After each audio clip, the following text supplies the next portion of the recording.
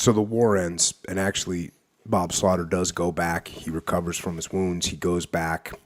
He's there for the Allied victory. And that's another just fantastic story of how that all happens.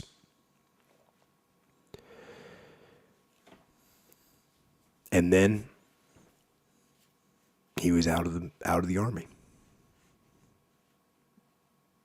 And this is what that feels like. Back to the book.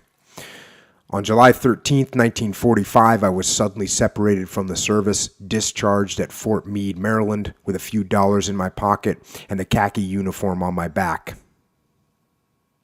I was suffering mental as well as physical wounds, but there was no one to counsel me. I was a civilian again, but I was not comfortable socializing with other civilians. I was 20 years old with an 11th grade education and no skills other than soldiering. I was left alone to find my way home to Roanoke, Virginia. There was no treatment for post-traumatic stress syndrome. It was simply called battle fatigue. Those of us who had returned from the war were left to tough it out.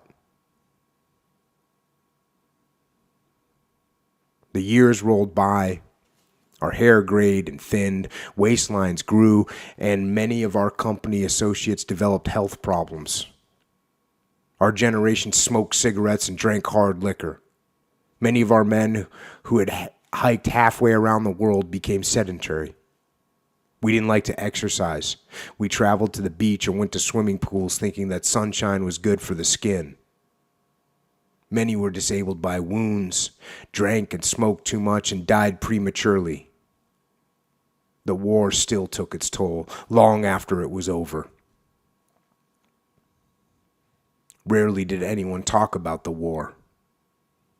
The media were silent, our children uninterested, and we ourselves sought to forget.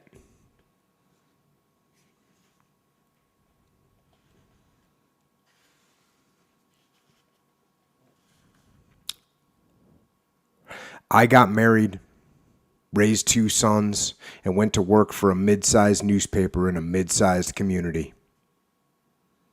I found time to acquire a modicum of education, coached Little League baseball, and was grateful to live a normal American life.